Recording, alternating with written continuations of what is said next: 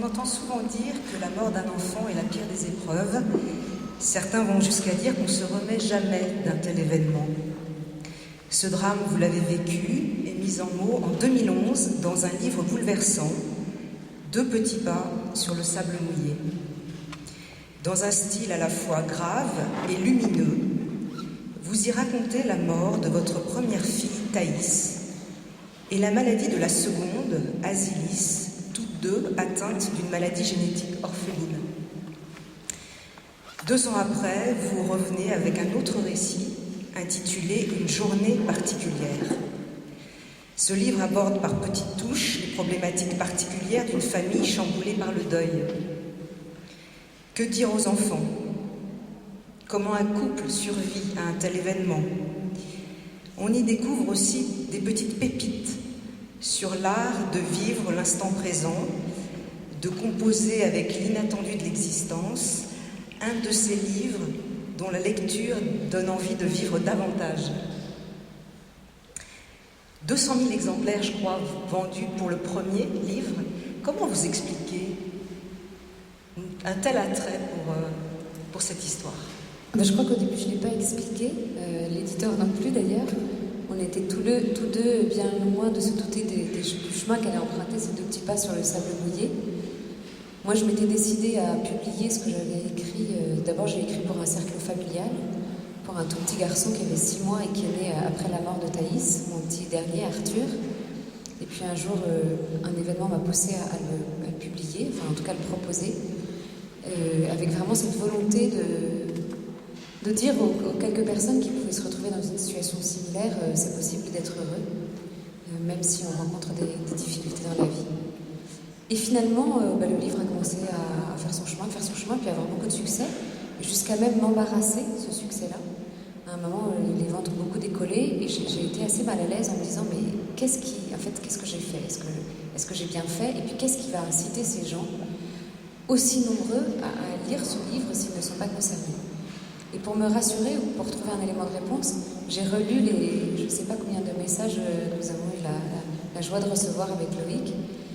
J'ai relu tous les messages et en fait j'ai lu beaucoup de belles choses et beaucoup de merci de gens qui avaient une vie tout à fait normale, une vie tout à fait confortable, mais qui, comme beaucoup d'entre nous, se disaient que l'épreuve et le bonheur étaient 2 choses incompatibles, qui faisaient rimer encore l'épreuve avec l'échec et qui vivaient dans la peur que ce bonheur s'écroule, qu'un jour il soit triste, qu'il soit éprouvé et qu'il n'ait plus droit au bonheur. Et je crois que c'est juste ça qui a justifié le beau chemin de ces 2 petits pas, qui est un chemin qui m'émerveille et qui m'étonnera toujours.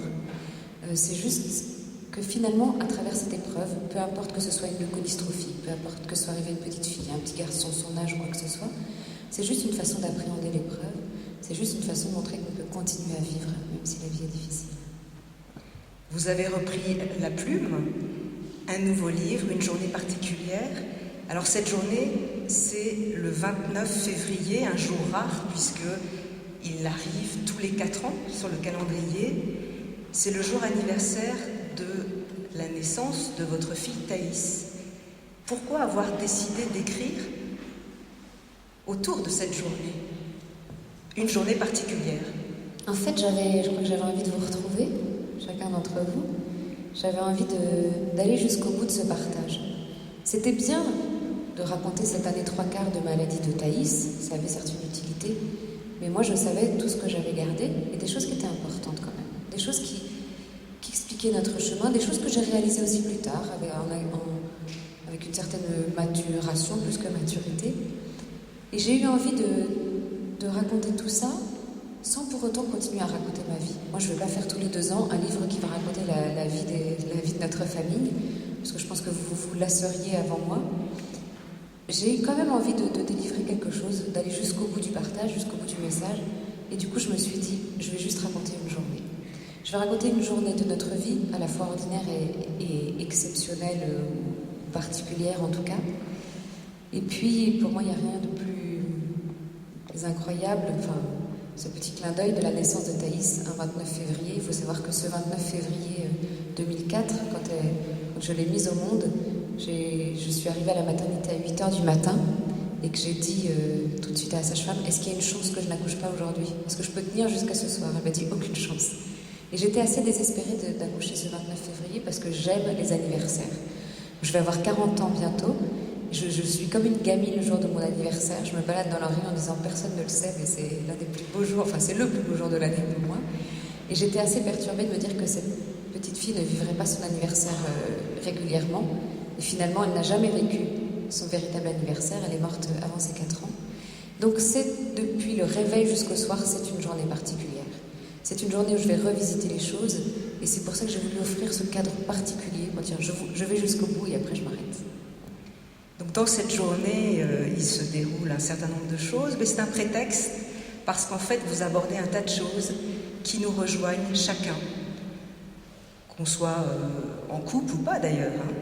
Vous parlez par exemple de la vérité, dire la vérité. Est-ce qu'on dit la vérité sur le deuil, par exemple, à des enfants? Qu'est-ce qu'il faut dire? Quels mots employer? Qu'est-ce que vous auriez envie de dire là-dessus? J'ai envie de dire que je ne sais pas ce qu'il faut dire et quels mots employer, mais je vous ai raconté ce que moi j'avais dit et quels mots j'avais employés au vu de nos circonstances familiales, de nos capacités à Loïc et à moi, de la capacité d'écoute de nos enfants. Moi j'ai envie de dire qu'on a peur de la vérité et je crois qu'on n'a pas peur de la façon dont nos enfants vont réagir, on a surtout peur de la façon dont nos enfants vont nous questionner. Que tous ces grands sujets de la maladie, de la souffrance et de la mort, ce sont des tabous pour les adultes et pas pour les enfants. Ce sont des sujets qui sont difficiles à aborder pour nous, mais pas du tout pour eux. Mais la plupart du temps, on n'en parle pas aussi parce qu'on se dit l'enfant ne peut pas comprendre, ou il va être stressé. Oui, on se dit ça parce que je pense que ça nous arrange. Est-ce qu'un enfant ne comprend pas la mort? Je ne sais pas, je vois beaucoup alors énormément de têtes féminines, je remercie les quelques hommes présents ici, et certainement un bon nombre de mamans, aussi peut-être que vous vous rappelez enfant, être allé voir vos parents en disant « Et alors toi maman, quand tu seras morte ?» Les enfants ont cette, c'est pas du tout une pression, cette conscience de la finalité de la vie, de la finitude de la vie, et ils l'abordent sans peur. Alors peut-être qu'on peut dire qu'ils ne réalisent pas tout ce que la mort va recouvrir, etc. On n'est pas obligé de tout considérer à ce moment-là. Et je crois que nos enfants, enfin si nous n'avions pas dit la vérité à nos enfants avec Loïc, je pense que notre famille aurait eu beaucoup de mal à se remettre de cette douloureuse épreuve. Et je pense qu'on n'aurait jamais fait ce chemin-là. Moi, j'aurais jamais fait ce chemin qui me fait tant aimer la vie aujourd'hui, qui fait que j'ai plus peur de la mort, j'ai pas du tout envie de mourir, mais j'ai pas peur de la mort. Et je crois que quand on n'a pas peur de la mort, on n'a plus peur de la vie.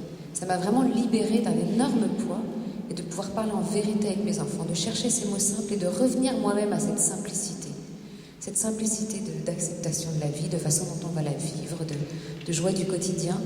Je n'aurais pas pu le faire si je ne les avais pas embarqués avec moi sur ce chemin familial.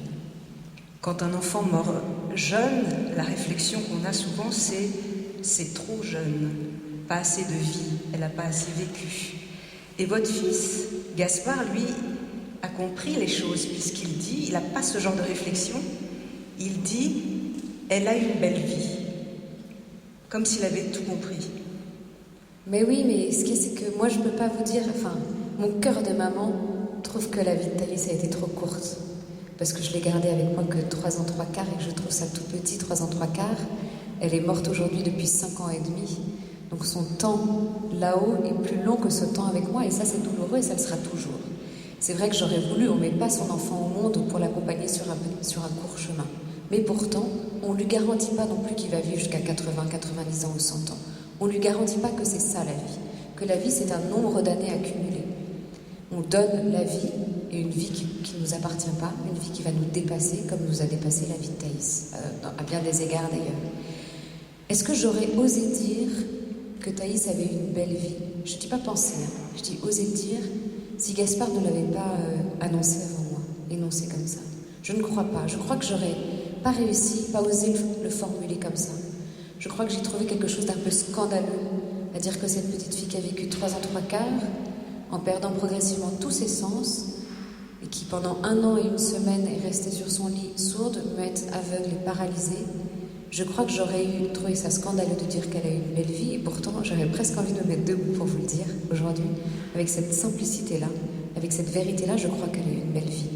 Une belle vie qui n'est pas l'accumulation d'un nombre de performances, d'un nombre de connaissances, d'expérience, comme on peut se considérer notre vie. Oui, en effet, il y a plein de choses qu'elle n'a pas fait. Elle n'a pas eu d'amoureux, elle n'est pas allée à l'école, elle n'a pas fait d'études, elle n'a pas passé son permis, elle n'a pas, elle n'a pas bu d'alcool, elle n'a pas fumé de cigarettes. Enfin, je ne sais pas, toutes ces expériences qu'on peut cumuler en se disant ça y est, ça c'est fait, j'ai coché et ma vie avance. Mais sa vie à elle, c'était une vie de 3 ans 3 quarts. Un jour, Gaspard m'a même interrogée pour me dire: est-ce que tu trouves que Thaïs est morte trop tôt? Moi, je pense qu'elle est morte à la fin de sa vie. Ça peut paraître la palissade impressionnante. Je crois que nous sommes tous comme ça. Nous mourrons à la fin de notre vie. C'est ce que dit Françoise Dolto. On lui pose la question: qu'est-ce qu'il faut dire aux enfants quand un enfant meurt, par exemple? Il a fini de vivre. Il a vécu. Il a vécu sa vie à lui. Et tout d'un coup, la vie prend une densité qui ne s'étire pas dans le temps, qui n'a pas besoin de s'étirer dans le temps. C'est merveilleux de vivre vieux, enfin, quoique la fin peut être un peu compliquée aussi. Mais tout d'un coup, on se rend compte que la vie, c'est une densité qui peut durer quelques minutes et être une vie entière, ou puis qui peut durer 100 ans pour un grand nombre d'entre nous qui atteindront cet âge. Ce qui est intéressant dans le livre, c'est que votre expérience personnelle peut rejoindre toutes les mères, et les pères d'ailleurs, et les enfants. Et dans l'expérience du lâcher-prise notamment, vous expliquez comment vous avez appris à lâcher prise. Qu'est-ce que ça peut vouloir dire pour une maman, cette réalité-là? Alors je vous rassure, j'apprends toujours le lâcher-prise. C'est une prise de conscience, et ensuite c'est pas un style de vie, c'est une exigence de vie pour moi que d'appliquer ce lâcher-prise. En fait, je me rends compte que quand je suis devenue mère, bien sûr j'ai projeté mes enfants dans un avenir plus ou moins lointain, mais en tout cas dans un avenir, avec une certaine forme d'angoisse quand même, il faut bien le reconnaître, de savoir si, à l'âge adulte, quels adultes ils seront, s'ils rencontreront la personne de leur vie, s'ils feront des études, s'ils auront un travail, toutes ces choses qui peuvent nous angoisser. Et ces choses, je me suis dit, pour les garantir, je vais assurer pendant quelques années une éducation, etc. Et donc on est dans cette espèce de crispation de quelque chose qui nous appartient et qui pourtant nous dépasse totalement, qui est cet enfant qu'on a mis au monde, mais qui nous dépasse, et dont la vie, finalement, nous échappe. Et nous échappe d'ailleurs dès le premier instant où on le met au monde, et là je parle aux mères. Le premier lâcher-prise que nous faisons, c'est le jour où nous accouchons. Moi j'ai mis 36 heures à accoucher de Gaspard, je crois, savoir que j'avais déjà un problème de lâcher-prise. La vie de Thaïs m'a appris à me dire: laisse-la vivre sa vie. Tu peux pas tout maîtriser. Et ô combien j'ai pas pu maîtriser sa vie, et j'ai pas pu maîtriser les circonstances de sa vie. Là où Thaïs m'attend en tant que maman, c'est sur d'autres domaines. C'est pour l'accompagner sur ce chemin-là. C'est pas pour baliser son chemin et lui garantir quelque chose. C'est pour l'accompagner, pour avancer avec elle à son rythme, à ses pas. Oui, je crois que le lâcher-prise, c'est vraiment la définition de la maternité. Mais que c'est difficile de lâcher prise. Ça demande vraiment une confiance en soi, une confiance en son enfant aussi, et puis en quelque chose qui nous dépasse aussi. Et vous parlez justement de l'enfant qui surprend toujours son parent parce que il est loin de l'imaginaire qu'on avait élaboré. Vous racontez combien vous attendiez avec impatience que votre fils, je crois, sache lire, et que vous étiez angoissée. Alors c'est une angoisse qui peut parler à beaucoup de parents aujourd'hui, parce qu'on sait qu'il y a une attente très forte, une attente scolaire. Et justement, comment on fait pour sortir de ce genre d'attente et de pression? Parce qu'il n'y a pas que à l'intérieur de soi, il y a une ambiance aussi dans la société actuelle. Je crois que c'est l'ambiance de la société qui nous invite à considérer nos enfants comme ça, quoi, comme des compétences en puissance, comme un potentiel, et qui génère en effet beaucoup d'appréhension, beaucoup de peur. Et moi, j'ai vraiment été... Je crois que j'ai changé ma façon de considérer mes enfants grâce ou à travers la fragilité de Thaïs, qui tout d'un coup a fait voler en éclats, évidemment, tous les projets que j'avais prévus pour elle, tout l'avenir que je lui prévoyais. Tout ça a volé en éclats le jour où on m'a annoncé que non seulement elle était malade, mais qu'elle allait mourir dans un délai très court. Moi, de Gaspard, j'attendais beaucoup de choses. Bon, Gaspard, c'est mon aîné, il a 2 ans de plus que Thaïs. Quand il commence à lire quelques petits mots comme ça, je me dis génial, j'ai engendré un génie, et au-delà de la fierté personnelle, ça me rassure. de me dire qu'il a une puissance intellectuelle, qu'il a des capacités qui vont pouvoir l'amener loin. Et j'ai envie de ça. J'ai envie de ça parce que ça peut à la rigueur garantir un bel avenir. Bon, Gaspard n'a pas du tout su lire à un âge spécialement précoce, il a lu en CP comme tout le monde, et j'en ai ressenti une forme de déception. Parce qu'on est invité à l'exceptionnel. À l'exceptionnel, dans la performance, on nous demande d'être... On a une exigence forte, une attente forte de nous. Et qui, en fait, nous fragilise tout le temps. En fait, nous met dans une... Je me rappelle être intervenue auprès de jeunes de terminale. Il y avait 2 grands gaillards qui, au début, se dit qu'est-ce qu'elle va nous raconter celle-là, qui n'étaient pas très contents de cette intervention imposée. Puis finalement, ils sont restés, ils ont écouté. Et puis à la fin, ils m'ont invité à déjeuner à la cantine. Ça faisait 20 ans que je n'avais pas poussé mon plateau sur les rails des selfs. Je trouvais ça très sympa comme nouvelle expérience renouvelée. Il y en a un qui m'a dit qu'est-ce que vous voulez faire plus tard? Il me dit je ne sais pas parce que de toute façon je ne pourrais que décevoir. Et je crois que nous, parents, on a une grosse responsabilité.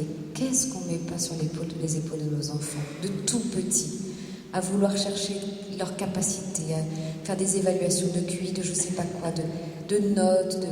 Et tout d'un coup, avec Thaïs, et encore plus avec ma deuxième fille, Azilis, qui est malade elle aussi, greffée, donc avec un petit parcours différent, tout d'un coup, tout ça s'est chamboulé et je me dis, si je colle ces attentes et ces exigences, je vais juste cumuler une liste de tout ce qu'elles ne font pas, de tout ce qu'elles ne font plus, de tout ce qu'elles font mal. Et je vais d'abord déconsidérer mes filles, mais avant tout ça, je vais passer à côté d'elles. Je ne vais pas voir ce qu'elles ont, je ne vais pas voir ce qu'elles peuvent faire. Et donc j'ai dû tomber dans cet extrême-là, découverte de cet amour inconditionnel, d'aimer mes enfants pour ce qu'ils sont et pas pour ce qu'ils vont faire. Et tout d'un coup, dans cet extrême-là, je regarde Gaspard autrement, je regarde Arthur autrement, et avec, je crois, une bienveillance et un amour qui... Voilà, je pense qu'il va les accompagner bien mieux que de les pousser pour moi, me rassurer. Alors, il y a aimer les enfants tels qu'ils sont, et puis il y a un autre thème que vous abordez dans ce livre, c'est savoir laisser aller son fils ou sa fille vers sa vie, et vous racontez un petit moment d'angoisse que vous avez en pensant à l'éventuel placement, je ne sais pas si on dit placement, c'est plutôt prise en charge de votre fille, Azilis, donc handicapée, dans une institution, et ça vous tiraille. Mais je dirais que, alors c'est exceptionnel comme situation, mais tous les parents ont à un moment donné à laisser aller l'enfant. C'est pas du tout... C'est exceptionnel parce que c'est exagéré. C'est plus fort, mais c'est un sentiment que j'ai pu connaître le jour où Gaspard, l'aîné, est rentré à l'école pour la première fois, en me disant je ne peux pas le laisser. J'ai ce stress de lâcher son enfant, de le laisser avancer sur ce chemin, de ne plus le garder à portée de main pour pouvoir contrôler, vérifier que tout se passe bien. Gaspard, à son entrée à l'école, il était capable de me dire la maîtresse m'a grondé, mes copains n'ont pas été sympas, ou j'ai pas de copains, ou je sais pas quoi. Il m'a d'ailleurs annoncé un jour, maman, moi j'ai pas d'amis. Alors j'étais prête à... J'ai eu une espèce de cœur qui s'est serré, j'étais prête à donner des kilos de bonbons à tous les enfants pour qu'ils se tiennent. Et puis tout d'un coup, j'ai compris que c'était juste une phrase de Babar ou de Winnie l'ourson, je sais pas quoi, parce qu'il a dit mais si, Winnie, je suis ton ami. Voilà, bon. Mais ce cœur de mère qui se serre, on le connaît. C'est juste cet inconnu dans lequel notre enfant va rentrer. Donc je vous laisse imaginer à quel point ça peut être encore plus dilaté ou plus important quand il s'agit d'un enfant qui n'a pas la possibilité de parler, qui est dans une vulnérabilité totale. En fait, c'est la vulnérabilité de notre enfant qui, nous fragilise. Je crois que le plus grand risque qu'on prend dans la vie, c'est d'aimer et d'avoir des enfants et de les aimer. Ça nous rend vraiment très vulnérables et même si ça apporte beaucoup de force. Azilis, en effet, elle a 7 ans et quart aujourd'hui. Je ne sais pas ce que la vie va lui réserver. En tout cas, elle a un chemin pour l'instant qui est pas le même tout à fait que Thaïs, parce que Thaïs est morte à 3 ans 3 quarts, et que si Azilis n'avait pas été greffée, je pense qu'elle serait morte également depuis quelques années. Elle n'est pas guérie, et elle guérira jamais. La maladie avance petit à petit, mais quand même sérieusement. Je ne sais pas si elle va vivre encore 1 an ou 80 ans. Je n'en ai aucune idée. Et là, ce lâcher-prise et cette confiance s'applique encore plus. De dire, je ne sais pas ce que va être sa vie, et je dois pourtant l'accompagner dans cette vie-là. Je dois faire des choix pour elle, pour son bonheur, pour son épanouissement, qui m'obligent, moi, à une confiance qui me dépasse complètement. Donc Azilis est en attente de cette place de jour. Je vous rassure, pour l'instant, on est sur le temps scolaire. Je ne suis pas capable de plus. Mais j'ai compris ma limite de maman aussi, de quoi je suis capable. En effet, Azilis, j'ai besoin de me rassurer, de savoir que son entourage est bien, etc. Mais ensuite, il faut que je fasse confiance. Sinon, je ne peux pas vivre et elle ne peut pas vivre non plus. Ce parcours Anne-Dauphine, vous le vivez, vous l'avez vécu, non pas seul, mais avec vos autres enfants et surtout votre mari, Loïc. Et vous en parlez beaucoup dans le livre. On apprend à le connaître aussi. Et vous dites que le lien conjugal est bouleversé avec une telle traversée de l'épreuve. Qu'est-ce qui se joue? Qu'est-ce qui s'est joué pour vous? Il s'est joué notre avenir en commun, en fait. Il s'est joué tout d'un coup, je ne vais pas dire notre amour, parce que je crois que le sentiment, il a toujours été là. Je me souviens des médecins, quand le jour de l'annonce de la maladie de Thaïs, il y a un médecin qui voulait expliquer le caractère génétique de la leucodystrophie. Et donc, il a dit à Loïc, puisqu'il a vu que moi j'étais incapable d'enregistrer la moindre information, il a dit à Loïc, en fait, monsieur, voilà, vous auriez eu un enfant avec n'importe quelle autre femme, votre enfant n'aurait pas été malade. Ce qui est ô combien maladroit comme réflexion, ce qui est maladroit, mais ce qui montre bien quand même le problème.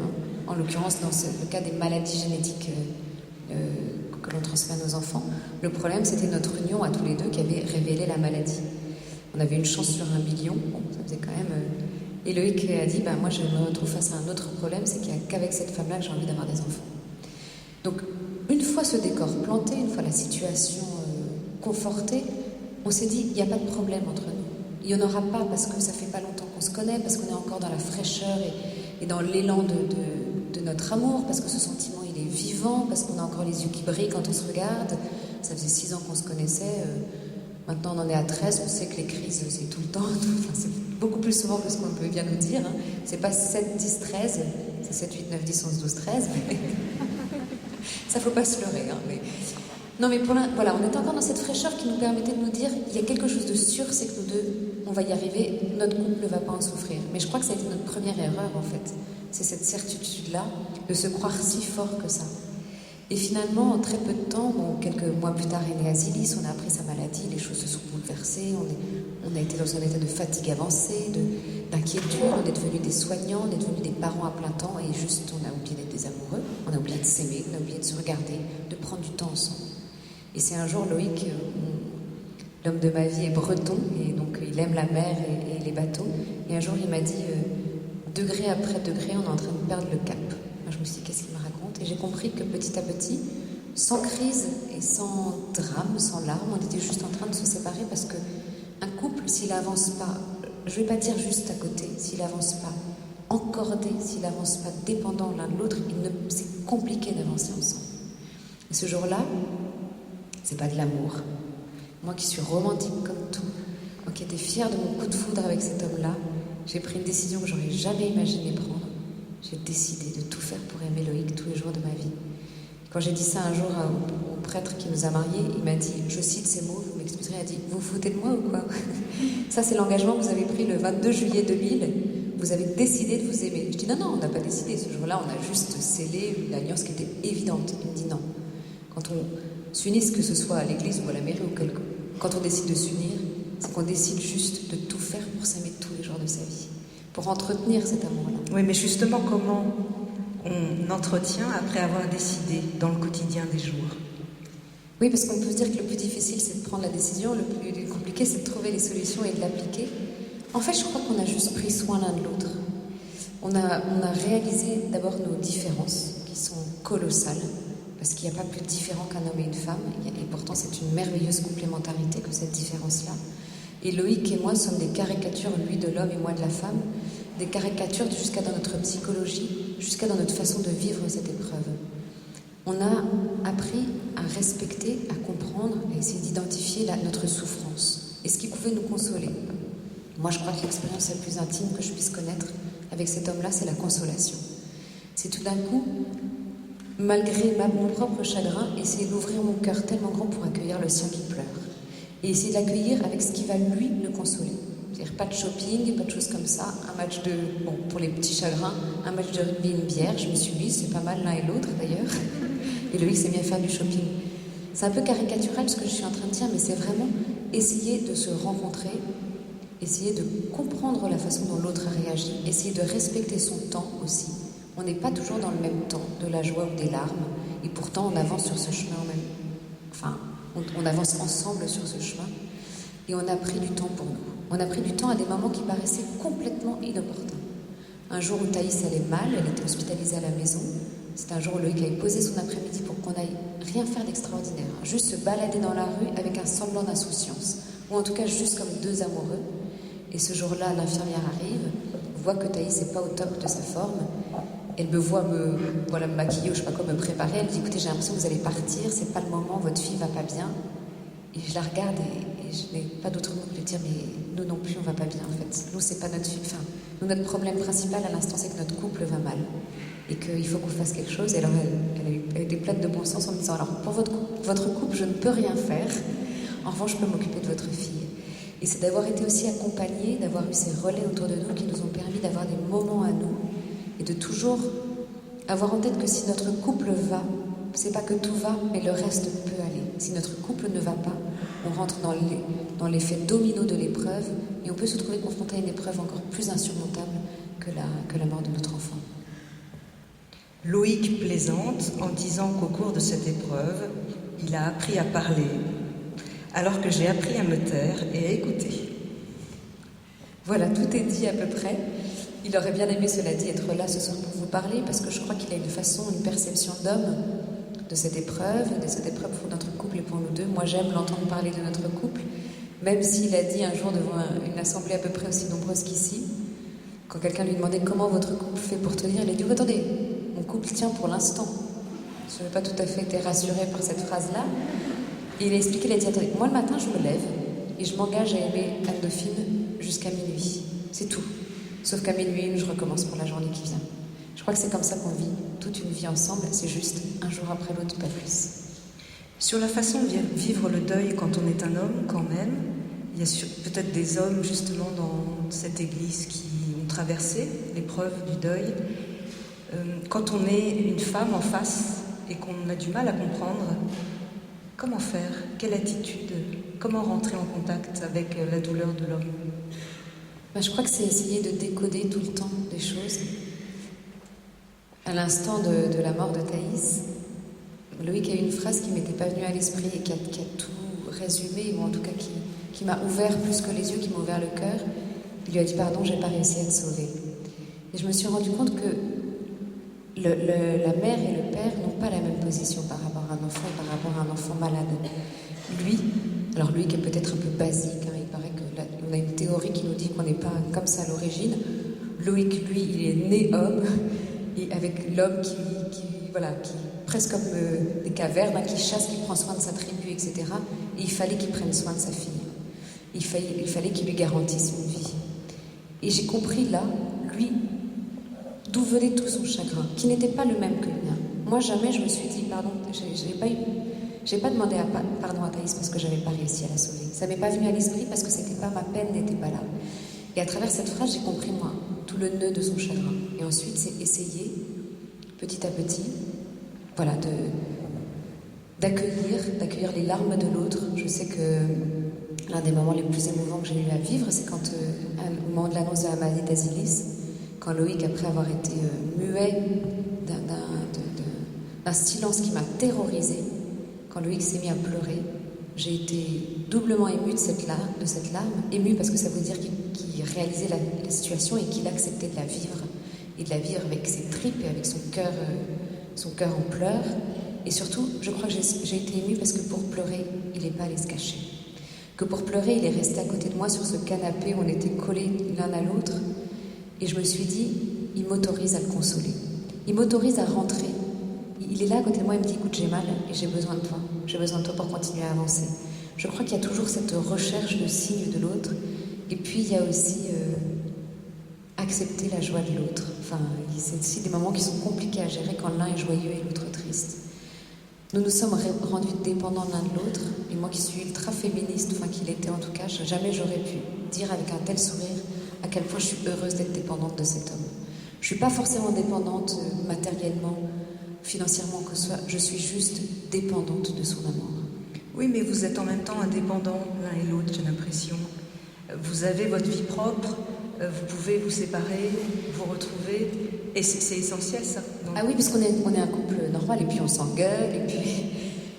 Justement, c'est de se dire, nous sommes un couple normal. On a eu tendance à un moment à s'énerver, enfin pas à s'énerver, mais on n'a pas compris, enfin, plusieurs personnes nous ont dit, après ce que vous avez traversé, plus rien ne peut vous séparer.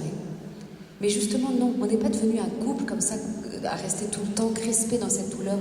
On est un couple des plus normaux, qui a vivre ensemble une épreuve terrifiante, mais qui, ma foi, on est confrontés aux mêmes difficultés quotidiennes que les autres, aux mêmes préoccupations, aux mêmes joies, aux mêmes énervements que tout le monde. Et heureusement qu'on arrive à se séparer, parce que quel bonheur de se retrouver. Il y a une chose importante aussi dont vous parlez dans ce livre, Une journée particulière, c'est la place de l'entourage quand il arrive un pépin, une difficulté et encore plus un deuil. Parce que beaucoup de gens peuvent dire « Oh, j'appelle pas parce que je sais pas quoi dire, j'aurai pas les mots ». Et vous racontez ça et vous vous dites qu'il faut y aller, même si on n'a pas les mots, l'entourage, c'est extrêmement important. D'avoir des signes, d'avoir des coups de téléphone. Mais un signe et un coup de téléphone, ça peut paraître anodin, ça peut paraître dérisoire, mais en fait ça sauve. Ça sauve parce que tout d'un coup, à travers ce geste, on se dit « je suis là, j'ai une place dans la société ». Je vous assure que ce lien social, c'est l'une des premières choses qui se détériore quand on est confronté à une épreuve. C'est Mère Teresa qui disait « la plus grande des souffrances, c'est celle qui isole ». Je crois que la plus grande épreuve, on peut dire, certains vont considérer que c'est la mort d'un enfant, certains, on a chacun son appréhension la plus forte. Mais je crois que la plus grande des souffrances, c'est celle qui nous laisse seuls.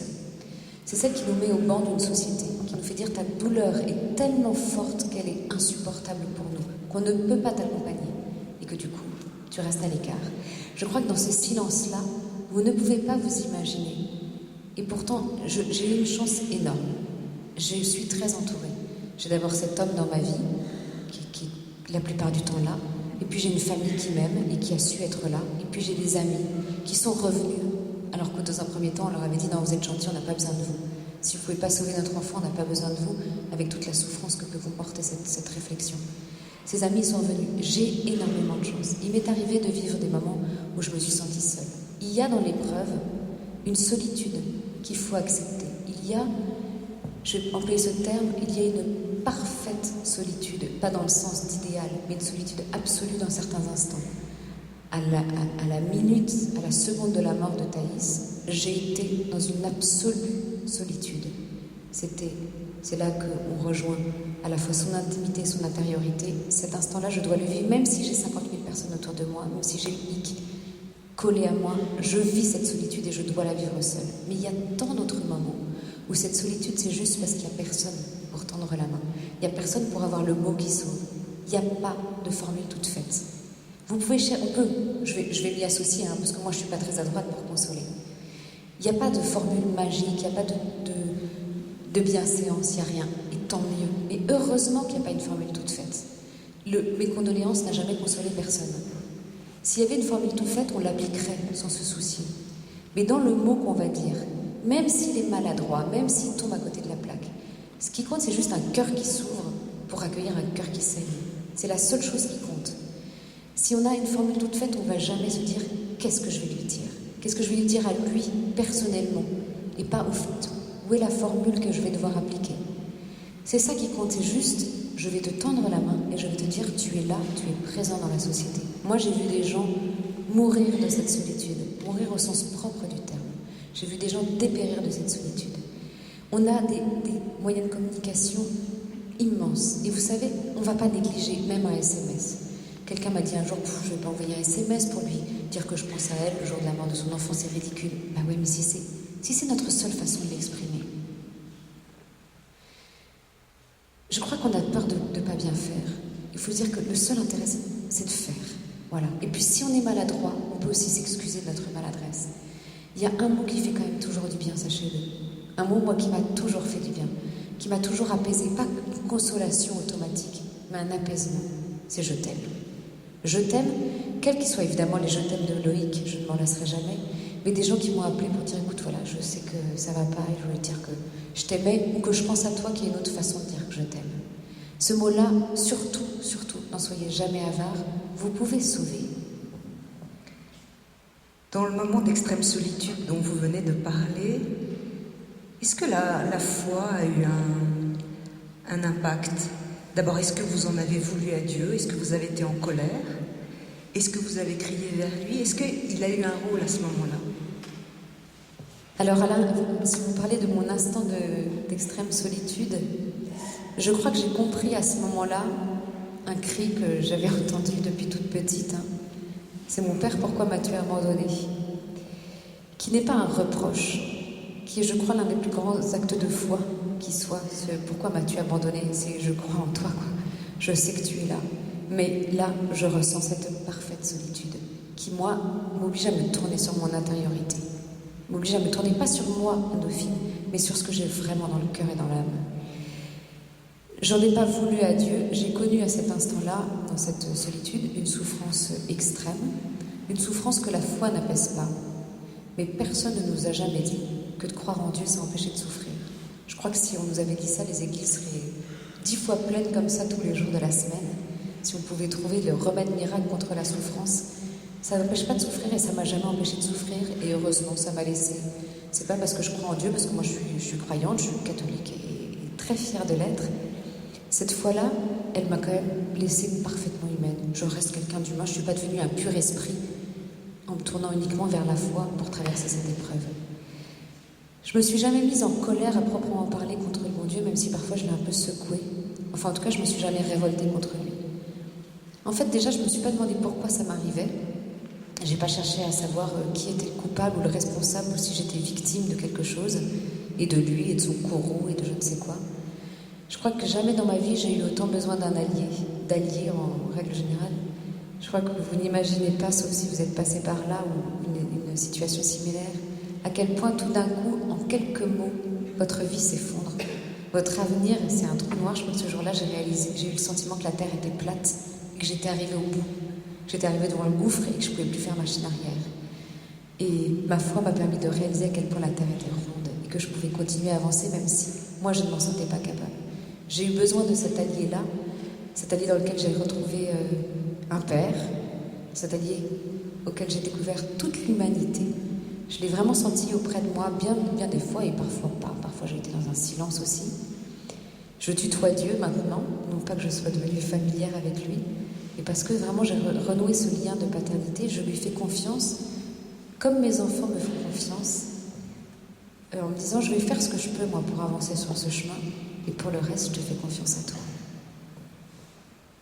Vous faites l'éloge de l'espérance, que vous distinguez de l'espoir dans le livre. Qu'est-ce que ça veut dire espérer quand on a perdu une fille, qu'une autre est handicapée? Qu'est-ce que ça signifie? Qu'est-ce qui fait espérer? Ce qui fait espérer, c'est la même chose que ce qui doit faire espérer n'importe qui dans la vie, en fait. L'espérance, bon, moi je sais pas, peut-être s'il y a des profs de philosophie, ils vont se dire que j'ai vraiment été une très mauvaise élève, peut-être qu'on étudie ça au cours de nos études, je n'en sais rien. Je n'ai jamais fait de distinction entre l'espoir et l'espérance. Pour moi, c'était deux parfaits synonymes, et c'était juste une façon d'éviter dans certaines dissertations, dans certains moments où on avait à l'employer une répétition. Voilà, pour ceux qui aiment écrire et qui n'aiment pas les répétitions, ça pouvait servir. Et tout d'un coup, je prends conscience d'une différence fondamentale entre l'espoir et l'espérance.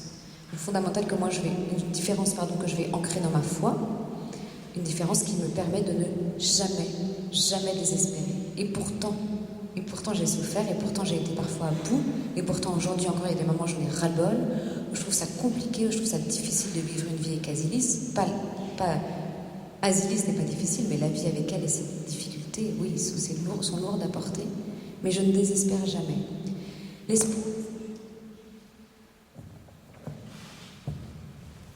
Non? Ah si, bon, c'était juste maintenir le suspense. L'espoir, c'est se dire, bon, allez, demain ça sera peut-être mieux, alors je vais y arriver aujourd'hui. C'est une façon juste de résister, c'est une façon de tenir. L'espérance, c'est se dire, je sais, non pas j'imagine, non pas avec un peu de chance ça va être bien demain. Je sais. ce qu'il y a au bout du chemin. Je sais que quoi qu'il arrive, il y a ça au bout du chemin. Et ça, de savoir ce qu'il y a au bout du chemin, ça me permet de vivre aujourd'hui. Et de vivre aujourd'hui en vérité. Pas en faisant semblant que tout va bien. Je crois que c'est l'un des travers les plus compliqués quand on est face à une épreuve, c'est de ne pas vivre sa peine. C'est de dire, allez, tout va bien, cette espèce de méthode Coué, là, ou je sais pas quoi, de psychologie positive qu'on nous ressasse en ce moment. Non, quand ça va mal, on va pas faire semblant. Moi, quand je suis triste, je suis une vraie Madeleine, je pleure. Et quand ça va bien aussi, j'accepte la joie. Je crois que l'espérance, c'est ce qui nous permet de vivre notre vie en vérité, en simplicité aussi, en acceptant les larmes et en acceptant la joie. L'espérance, elle n'est jamais déçue. L'espoir peut être déçu.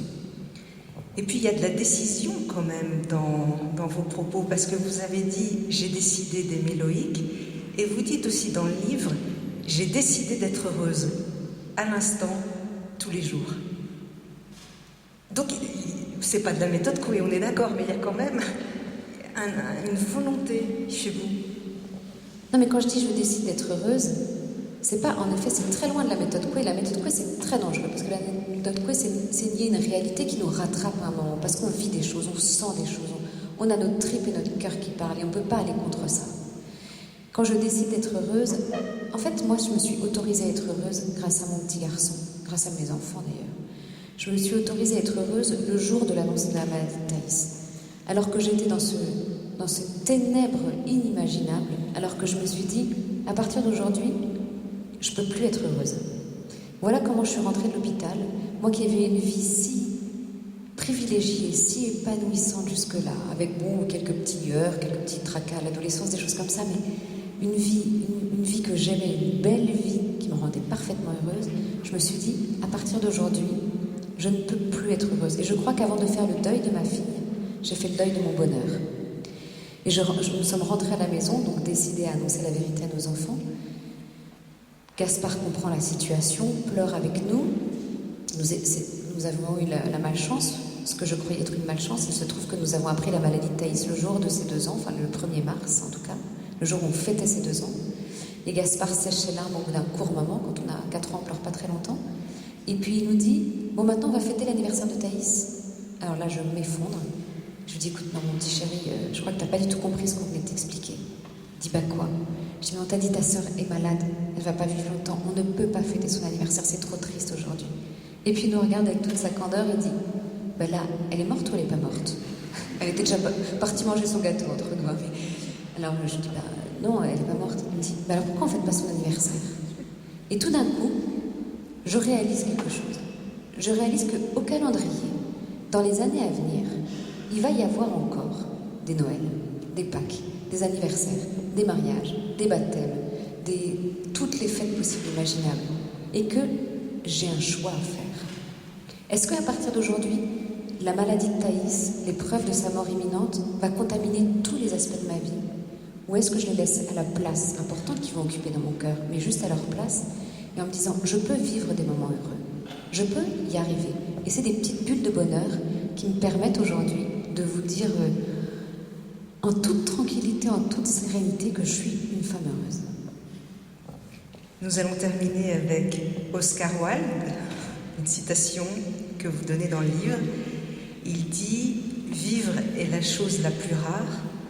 La plupart des gens se contentent d'exister. » Différence entre vivre et exister? Mais différence, mais fondamentale. Mais une différence que... Pourquoi j'ai attendu tant d'années pour réaliser ça? Pourquoi j'ai attendu tant d'années pour réaliser que j'avais le sentiment que le bonheur était le but de mon chemin? Alors, sans du tout comprendre à quel point le bonheur, c'était mon chemin. C'était ma façon de vivre. C'était là que venait s'ancrer le bonheur, dans ce moment du quotidien. Un jour, Gaspard est rentré de l'école, c'était il n'y a pas très longtemps, c'était l'année dernière. Et puis il me dit, il changeait d'école, il venait de rencontrer des nouveaux copains. Et puis il dit, bah, j'ai raconté un peu ma vie à un copain qui m'a dit, oh, bah dis tout, mon vieux, t'as pas de bol, j'aimerais pas être à ta place. Et puis je lui dis, bah oui, c'est pas facile. Et puis là, il a gonflé comme ça sa poitrine comme un petit corse. Et puis il a dit, moi j'ai dit à mon copain, bah, ça m'est égal en fait, je m'en fiche, de toute façon c'est ma vie à moi. C'est moi qui ai à la vivre. Et j'ai vraiment réalisé à quel point, oui, cette vie-là, je n'aurais jamais jamais choisi l'épreuve de la mort de Thaïs. Jamais. Ça ne me dépossède pas de ma vie. Je vais vivre cette vie. Je vais consentir à ma vie. Je vais y aller même si j'ai pas envie d'y aller. Je vais y aller avec tout ce que je suis. Je vais y aller avec mes forces, avec mes faiblesses, avec mes fragilités, avec mes peurs, avec mes joies. Je vais vivre cette vie. Parce que cette vie-là, c'est ma vie et que cette vie, c'est un cadeau. Merci, Anne-Dauphine. Une journée particulière à lire, c'est paru aux arènes, et puis vous allez le dédicacer. Merci à vous.